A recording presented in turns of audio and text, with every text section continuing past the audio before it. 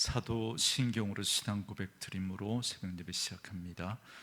전능하사 천지를 만드신 하나님 아버지를 내가 믿사오며 그 외아들 우리 주 예수 그리스도를 믿사오니 이는 성령으로 잉태하사 동정녀 마리아에게 나시고 본디오 빌라도에게 고난을 받으사 십자가에 못 박혀 죽으시고 장사한 지 사흘 만에 죽은 자 가운데서 다시 살아나시며 하늘에 오르사 전능하신 하나님 우편에 앉아 계시다가 저리로서 산자와 죽은 자를 심판하러 오시리라.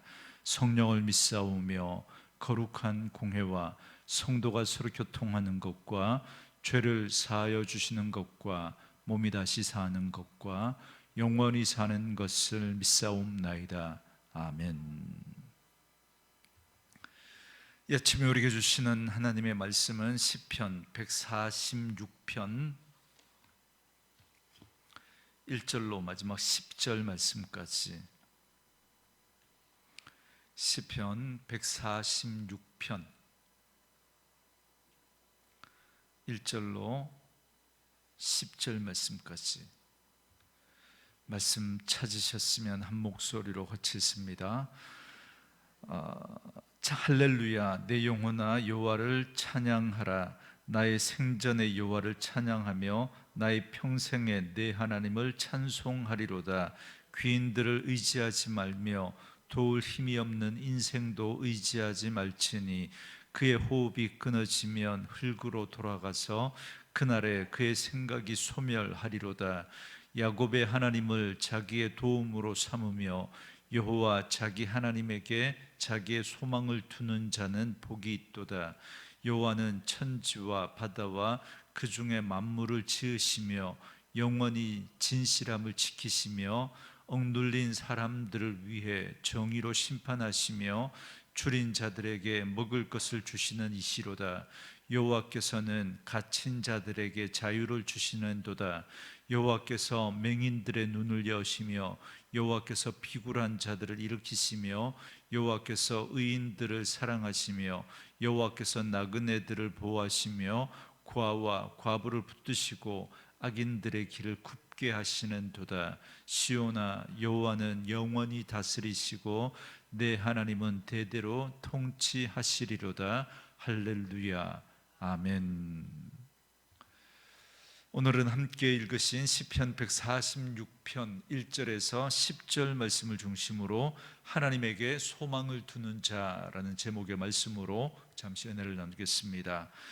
시편의 마지막 146편부터 150편까지 5편의 시는 할렐루야로 시작하고 할렐루야로 마칩니다. 그래서 이 시들을 일명 할렐루야 시라고 부릅니다.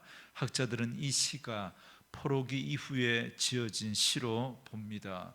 유다 백성들이 바벨론에서 70년 동안 포로 생활을 하다가 본국으로 돌아온 기쁨은 이루 말할 수 없는 기쁨이었을 겁니다. 귀양살이에서 집으로 돌아온 것이나 다름없이 얼마나 기뻤겠습니까? 그래서 이스라엘 백성들은 할렐루야를 외칠 수밖에 없었습니다. 그래서 이 시들은 시작할 때도 할렐루야로 시작하고 마칠 때도 할렐루야로 마칩니다. 특별히 구약을 헬라어로 번역한 70인역 성경은 이 시의 표제를 학개와 스가랴 시라고 그렇게 붙였습니다. 그래서 학자들은 이 시가 페르시아의 아닥사스다 왕 때 사마리아인들의 상소로 성벽 재건이 중단되었던 시기에 익명의 저자가 하나님의 도움을 구하며 지은 시일 것으로 그렇게 추정을 합니다. 먼저 시인은 자기 영혼을 향해 하나님을 찬양하라라는 명령으로 이 시를 시작합니다. 1절과 2절에 할렐루야, 내 영혼아 여호와를 찬양하라. 나의 생전에 여호와를 찬양하며 나의 평생에 내 하나님을 찬송하리로다 그럽니다. 하나님을 찬양하는 것은 믿는 이들의 마땅한 의무이자 본질입니다. 그래서 시인은 평생 동안 계속해서 하나님을 찬송하리로다라고 다짐합니다. 그런데 우리의 관심이 세상을 향해 있다면 우리는 찬양을 잃어버리게 될 겁니다. 그래서 시인은 이렇게 경고합니다. 3절과 4절에 귀인들을 의지하지 말며 도울 힘이 없는 인생도 의지하지 말지니 그의 호흡이 끊어지면 흙으로 돌아가서 그날에 그의 생각이 소멸하리로다, 이렇게 말합니다. 이 3절과 4절은 이 시의 핵심 구절이라고 말할 수 있습니다. 여기 귀인이다라고 하는 이 말은 시편에 여러 번 나오는 그런 단어인데요, 지위가 높고 권력이 있는 사람들을 말합니다. 종족 방백이라고도 표현을 합니다. 시인은 이 귀인들을 의지하지 말라라고 했는데 이는 전폭적인 신뢰와 지지를 보내는 것을 말합니다. 오늘 우리 시대가 정말 들어야 할 말이 아닌가, 저는 그렇게 생각합니다. 우리 사회는 지금 극단적으로 갈라져서 자신들이 지지하는 정치인들에게 무한하고도 무작정 그렇게 신뢰를 보내는 그런 모습들을 보게 됩니다. 아무리 큰 잘못을 저질러도 무조건 지지합니다. 그러나 우리의 그렇기 때문에 우리 사회의 정의가 올바로 세워지지 않는 것이 아닌가, 그런 생각을 하게 됩니다. 우리 믿는 사람들은 아무리 훌륭한 귀인이라도 아무리 뛰어난 정치인이라도 그들을 의지하고 신뢰할 것이 아니라 오직 하나님만을 의지하고 신뢰해야 한다라는 사실을 우리 다시 한번 기억해야 할 것입니다.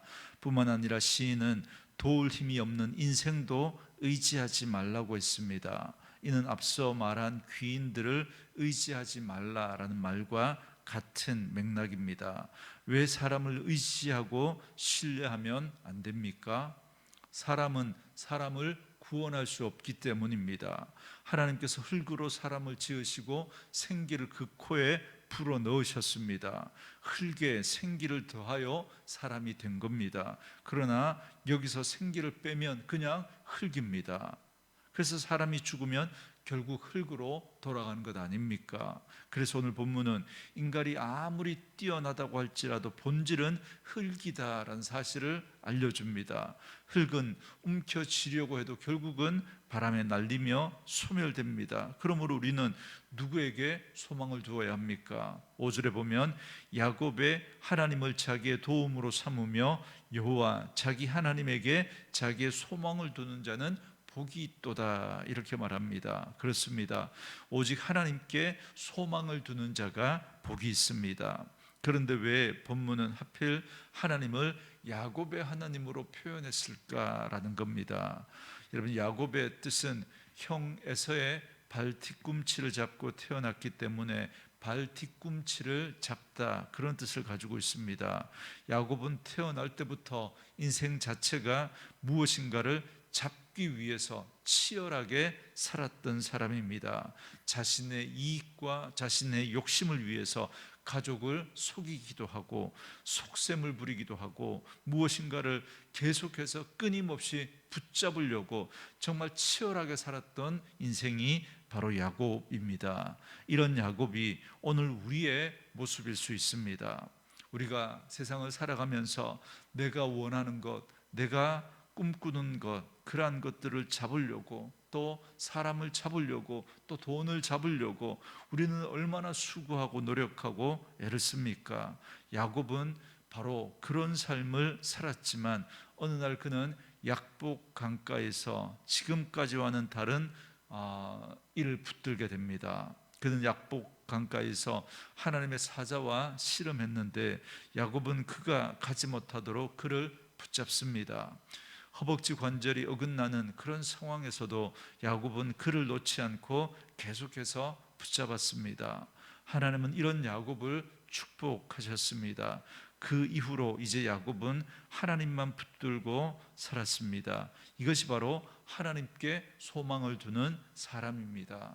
여러분, 우리의 인생이 정말 하나님을 믿는다라고 하지만 정말 그 하나님을 붙드는 인생이 아니라 내 생각을 붙들고 내 야망을 붙들고 내가 꿈꾸고 소망하는 것을 붙들고 살아가는 그런 우리의 인생은 아닙니까? 그렇다면 우리는 야곱이 이스라엘 되기 전에 그 야곱과도 같은 인생입니다. 그러나 정말 하나님을 만나고 나면 우리의 인생에 우리가 붙들어야 할 참된 소망이 무엇인지를 깨닫게 됩니다. 그때 우리는 하나님을 붙들게 되고 하나님 없으면 안 되는 인생으로 살아가게 되는 거죠. 야곱이 정말 그 약봉나루에서 하나님을 만난 이후에 그가 이스라엘로 변화되어지고 그가 이후의 삶이 달라지게 되는 것처럼 우리의 삶도 그렇게 하나님께 소망을 두고 살아가는 사람들로 바뀌어지게 되는 줄 믿습니다. 그러나 더 중요한 것은 사실 야곱이 하나님을 붙들기 전 그보다 훨씬 먼저 하나님은 야곱을 택하셨다라는 사실입니다. 지금 야곱이 하나님을 붙드는 것 같지만 사실은 알고 봤더니 그 이전에 먼저 하나님이 야곱을 붙들고 선택하고 계셨던 겁니다. 그런데 야곱은 이를 깨닫지 못하고 그 은혜를 누리지 못했습니다. 야곱의 시선은 세상과 자신의 이익만을 바라보았고 세상의 것을 움켜잡으려고 그렇게 살아갔던 삶이었습니다. 그런 야곱이 하나님을 붙들었을 때, 더 정확하게 말하면 하나님이 전능하신 의로운 손으로 야곱 자신을 붙들고 있다라고 하는 그 사실을 깨달았을 때 그는 할렐루야를 외칠 수밖에 없었습니다. 그래서 오늘 우리 인생도 내가 뭔가를 붙잡아서 그렇게 되어지는 인생인 줄 알지만, 그러나 알고 봤더니 하나님이 내 인생을 붙들고 계셨기 때문에 내가 오늘 예수 믿고 하나님의 백성으로 이 자리까지 있게 된 줄 믿습니다. 그런 믿음의 고백이 있을 때 우리는 할렐루야로 그 하나님을 찬양하게 되는 것입니다. 계속해서 시인은 하나님께 소망을 두는 자가 왜 복이 있는지를 고백합니다. 여러분 6절에 보면 하나님은 천지와 바다와 그 중에 만물을 지으셨음을 말합니다. 그리고 창조한 것으로 끝이 아니라 하나님의 질서대로 모든 것을 다스리시고 지키십니다. 그 하나님은 찬양받기에 합당하십니다.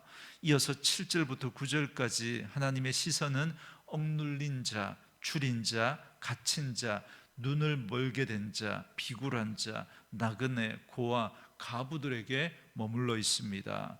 다들 혼자서는 제 힘으로 절대 일어설 수 없는 연약한 인생들을 살아가는 사람들을 말합니다. 사실 이들은 다른 사람이 아니라 바로 우리들입니다. 우리들도 사실 수고하고 무거운 짐에 허덕이며 인생을 살아가는 자들 아닙니까? 그래서 예수님은 뭐라고 말씀하십니까? 심령이 가난한 자는 복이 있다, 그렇게 말씀하십니다. 여러분, 우리가 바로 심령이 가난한, 우리가 우리의 실존이 무엇인지를 바르게 알 때 우리는 심령이 가난한 자가 될 수 있습니다. 우리는 영적인 파산자이고 하나님 없으면 살아갈 수 없는 그런, 오늘 본문이 이야기하는 그런 억눌린 자, 추린 자, 갇힌 자, 눈멀게 된 자, 비굴한 자, 나그네와 고아와 과부들에 지나지 않는, 그래서 우리의 힘으로는 우리의 인생을 살아갈 수 없는 그런 자들입니다. 그렇기 때문에 여러분, 우리는 하나님 없으면 살아갈 수 없습니다. 그래서 하나님께 소망을 두게 되면 우리의 시선은 하나님의 시선으로 변화되게 됩니다. 그 시선은 우리의 어려운 상황을 그 상황 때문에 절망하지 않게 만듭니다. 왜냐하면 하나님의 손이 나를 붙들고 계시다라는 것을 깨닫기 때문인 거죠. 그래서 기쁠 때나 슬플 때나 어떤 상황이든 내 감정이 아닌 하나님의 말씀으로 이 상황을 다시 바라보게 되고, 그래서 슬픔과 절망 가운데 있는 자들을 일으켜 세우시는 그 하나님으로 말미암아서 우리는 기뻐할 수 있고 그 하나님을 오히려 찬양할 수 있게 되는 것이죠. 말씀으로 이 하루를 시작하는 저와 여러분에게 이 은혜가 있기를 원합니다. 우리는 연약하지만, 절대 우리 힘으로 살아갈 수 없지만, 그럼에도 불구하고 그런 우리를 붙들고 계시고 우리의 삶을 이끌고 계시는 그 하나님을 바라보고 깨달으면서 그 하나님께 소망을 두고 다시 용기와 희망을 낼 수 있는 그래서 다시 하나님을 찬양할 수 있는 저와 여러분 될 수 있기를 주의 이름으로 축원합니다.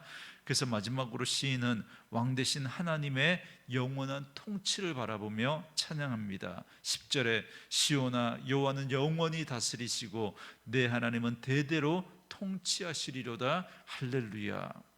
시인은 원래 시온은 원래 예루살렘을 가리키지만 여기서는 하나님을 섬기는 모든 성도들을 시온으로 이렇게 부르고 있습니다. 이들을 향하여 시인은 하나님의 영원한 통치를 선포합니다. 이 선포는 하나님이 그 전능하신 손으로 나를 붙드시고 나를 감싸주시고 인도하시는 진리를 알려주시는 겁니다. 그러므로 오늘 우리도 하나님을 찬양하는 것이 마땅합니다. 왜냐하면 하나님만이 우리의 참된 소망이시기 때문입니다. 우리도 도울 힘이 없는 인생을 의지하지 말아야 합니다. 그분은 우리를 먼저 찾아오셔서 우리를 붙들어 주시는 분이십니다. 그리고 연약한 우리 인생의 모든 공고함을 이길 수 있도록 하십니다. 그러므로 포로와 같은 절망 속에 있는 우리 인생을 보살펴 주시는 하나님을 기억하며 오직 하나님께 소망을 두고 하나님만 의지하며 우리 영혼뿐만 아니라 우리 인생의 모든 공고함에서 능히 우리를 건지시는 하나님을 더욱 온전히 찬양하는 저와 여러분 될 수 있기를 주의 이름으로 축원합니다.